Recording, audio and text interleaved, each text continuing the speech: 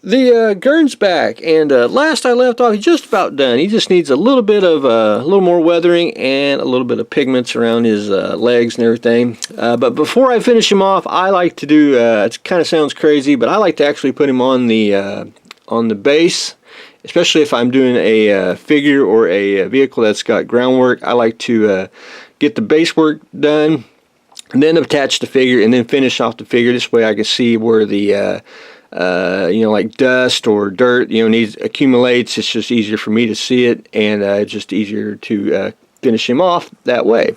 So went ahead and start the base, and I like to use paper mache. I think it's there ain't no right or wrong way to use diorama material. I like to use paper mache, a lot of white glue and water, and all you do is you just mix it up in a bowl. Try to use less water, and you can sculpt it, mold it. And I don't know if you can actually see it, but the texture of the paper mache, because it dries rock hard, but it does. To me, it looks very believable, like groundwork, like real outside dirt ground, and it takes paint well, and you can dry brush it or whatever you like to do. But once I get it all on there and it's in its wet form, I like to use my little mix of diorama material, which is a combination of kitty litter, oil dry, and a little bit of dirt outside. And I mix it all together. To me, with the little pebbles, I think it's realistic. I don't like to add too many like rocks, because some things are just out of scale. And what I do is once I get the material on, I get the indention of like the tank here or the figure. I'll get the where his feet will be, and then I'll sprinkle a little bit of the mix on there. And one thing about the oil drying here, it helps absorb the water in it, so it dries a little more quicker, and it really dries excellent. So anyway, that's almost done.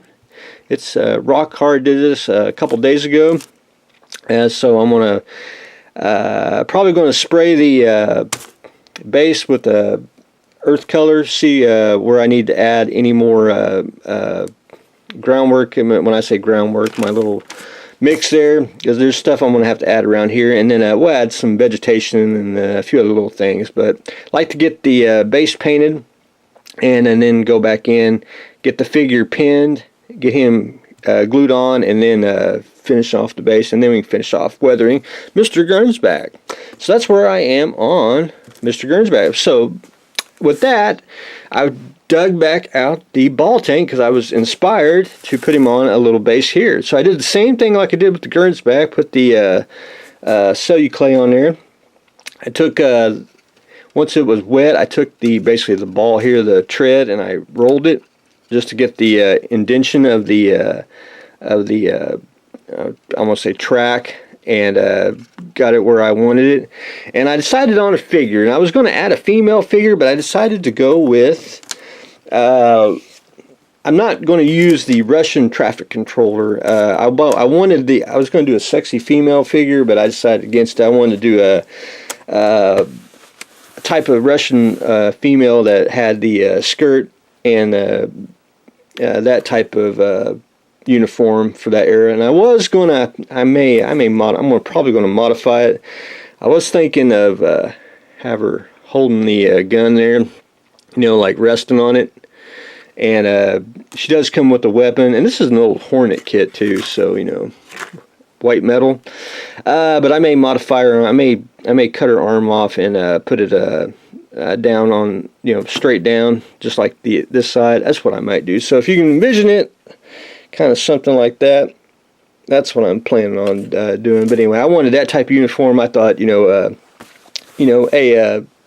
either a soldier or a tank commander, female with a skirt. I thought that would look a little more realistic than a sexy big-breasted woman next to a tank. But anyway, that's just me. Anyway, I thought that would look pretty darn slick. So anyway, trying to keep it simple.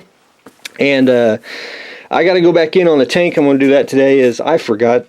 I didn't sand the little joints where it connects with the tread here on the sides. I got most of them sanded, but I got to finish that up today. And then we can start painting, which I've kind of decided on the paint. We are going to do the green. I was trying to find a camo on a Russian tank, which they're notorious in World War II. They didn't have any. So we're going to do the 4BO Russian, which is just basically a standard green that they use. But I think what I want to do is I want to do the white stripe because it just needs a little color. And I may do, I gotta go look at the decals again.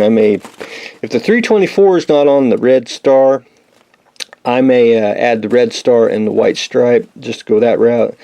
But then, I like the mobile checkpoint one. I think with the white on top, I think that looks pretty darn slick. But anyway, I want to keep it simple. I'm going to do the 4BO color pattern, which is just a green. I'll probably just do the white stripe, just to give it just a tad bit of color. But anyway, that's what I've got going on today. I wanted to show the diorama before I get a little further along, because I'm going to probably end up try to shoot a little paint on it and finish up the groundwork, and then get the figure at least mounted, and then of course we'll get the tank mounted on it later. But anyway, that's what I got going on today, so stay tuned for the next exciting episode.